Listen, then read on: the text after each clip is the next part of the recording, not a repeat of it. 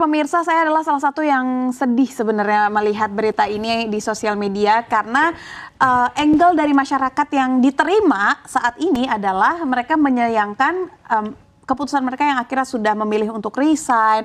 Bagaimana nasib para kepala keluarga yang harus kosong terlebih dahulu gitu. Ini yang jadi pertanyaan besar adalah bagaimana cara pemerintah akhirnya bisa menyampaikan hal ini dan diterima oleh para peserta gitu loh. Saya sendiri aja yang bukan siapa-siapa sakit hati gitu loh, kayak di PHP-in. Gimana Mas Iqbal? Mas Michael dulu deh boleh. Iya.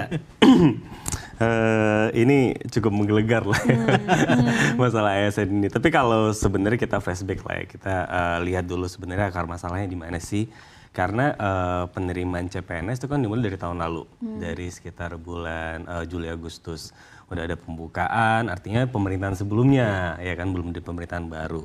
Dibukalah lowongan untuk CPNS. Terus nggak lama kemudian dibukalah untuk P3K, P3K tahap 1 dan P3K tahap 2. Jadi memang yang menarik di tahun kemarin itu penerimaan CPNS dan P3K-nya itu berbeda. Kalau biasanya di tahun-tahun sebelumnya itu selalu sama tuh CPNS dan P3K, itu selalu barengan. Bareng tuh maksudnya dalam konteks di waktu yang sama, iya, seleksinya. sama dan periode pengangkatannya juga sama gitu selalu. Nah, 2 tahun terakhir itu agak sedikit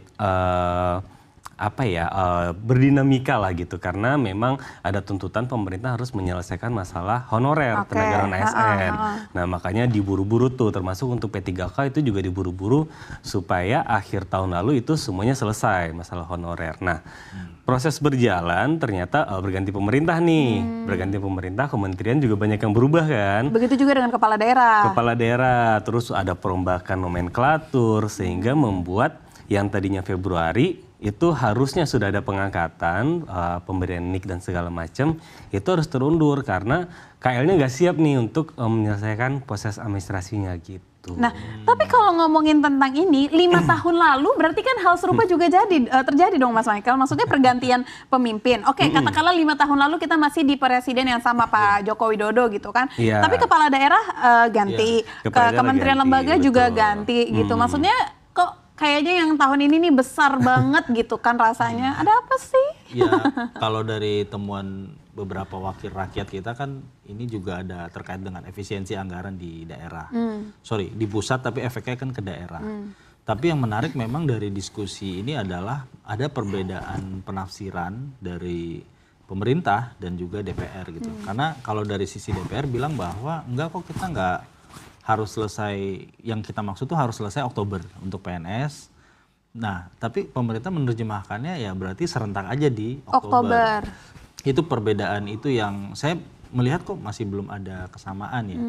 Dari sisi Pan RB sendiri merasa bahwa ya udah kan waktu itu bilangnya Oktober nih, ya udah kita selesaikan Oktober. Di samping memang banyak juga memang seperti yang dijelaskan Michael, banyak KL ya yang dan Pemda juga yang belum bisa menyelesaikan administrasi terkait mereka ini gitu. Iya, tapi kalau ngomongin anggaran kan udah ditolak mentah-mentah sama Ibu Rini. Nggak ada ini kaitannya sama anggaran. Betul. Bener apa enggak? Karena memang kalau untuk anggaran itu secara APBN itu udah dialokasikan. Jadi termasuk belanja pegawai. Di belanja pegawai. Jadi jumlah ASN yang akan ditambah di 2025 itu sudah dihitung ketika penyusunan RAPBN 2025. Jadi sebenarnya isu anggaran itu bisa terbantahkan. Mungkin memang yaitu kesiapan KL ketika nomenklaturnya berubah. Misalnya ini ada satu kementerian yang dipecah 3 atau dipecah 2 gitu. Nah itu kan yang tadinya ASN-nya masuk ke divisi apa gitu, terus berubah lagi. Nah itu siapa yang mau tanggung jawab, siapa yang mau ngambil gitu. Kalau seandainya dia kementerian baru, anggarannya kan belum ada gitu. Cuman itu tadi pertanyaan saya masih kembali lagi. Ini bukan hal baru, artinya katakanlah 10 tahun lalu ketika pergantian presiden gitu kan juga terjadi gitu loh. Cuman kenapa kayaknya yang tahun ini tuh semua orang ngamuk gitu loh. Apa karena penundaannya terlalu lama atau tidak ada kepastian, dan artinya kan mereka yang sudah diterima ini akan kosong nih sampai waktu yang ditentukan. Kalau dari beberapa liputan ya kalau kita baca gitu ya, mungkin story-story di media sosial juga sudah banyak ya. Rata-rata memang mereka karena sudah resign dari tempat bekerja sebelumnya. Hari ini tadi kita juga memberitakan ya bahwa BKN bilang nanti mau coba diusahakan kalau untuk resign bisa bekerja lagi di tempat yang dulu. Itu gimana? Secara itunya sebenarnya itu mungkin jawaban yang untuk menenangkan ya, tapi mungkin realitanya akan sulit. Kemudian untuk yang honorer memang masalahnya kan banyak banget ya untuk honorer.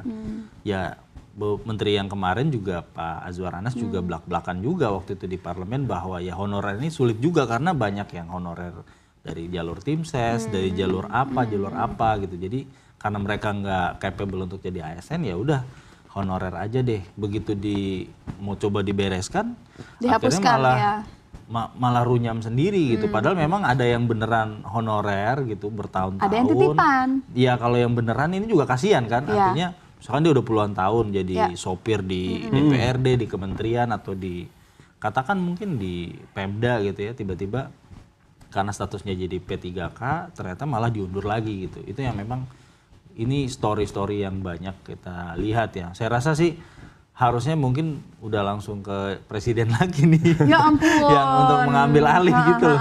Jadi kalau nggak begini kan nih soalnya dari pemerintah dan DPR juga nggak ada yang merasa bersalah. Ya, Sementara kalau dari DPR kan pasti ya misalkan ada di demo di Sulawesi Tenggara tadi saya cek bahwa mereka kan komplain ke anggota DPR yang dapilnya situ gitu. Iya. Lu kemarin ikut teken juga kok di rapat Iya. sama Jadi DPR juga sebenarnya udah sepaneng juga kali ya kepalanya. Dia Iya, dikomplain dari daerah. Nah yang ke pemerintah yang dia omongin nih kayaknya agak nggak nyambung gitu Iya. mungkin ya. Tapi gini, ada suara-suara gitu ya di tengah netizen yang bilang, ini kayaknya mau ngamanin jatah para titipan dulu. Karena kan baru pergantian nih. Pergantian kepala daerah, pergantian pimpinan. Mau ngamanin nih yang si cater-caternya dia dulu. Bener nggak sih? Tolong bilang ke saya itu tidak benar.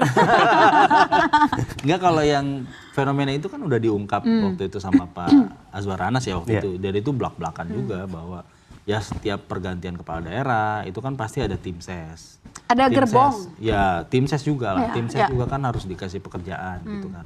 Nah ini kan sebenarnya fenomena yang udah biasa gitu jadinya. Nah kalau yang sekarang kan kepala daerah aja baru dilantik bulan lalu gitu kan. Kita juga belum bisa melihat gitu. Walaupun di beberapa daerah mungkin harusnya udah clear ya. Apalagi kalau incumbent dia. Berarti kan nggak ada perlu pergantian gerbong nih katakan gitu. Tapi kalau dari sisi Pan RW saya mencoba melihat mereka mau mencoba merapikan gitu loh. Cuman kan masyarakat sekarang suasananya kebatinannya lagi Iya, lagi nggak baik-baik nggak aja. baik-baik aja gitu. Jadi kalau ada kebijakan yang against pasti ribut sih. Iya. Saya Dan memang berandai-andai. ada regulasi juga sih Iya, kalau iya. saya untuk tenaga honorer itu kan memang udah nggak dibolehin lagi. Iya, betul. Jadi nggak ada kesempatan juga buat kepala daerah Iya, buat masukin tim masukin. sesnya lagi. Gitu. Harusnya. Harusnya. Tapi Semoga kan nggak we'll ada. never know ya.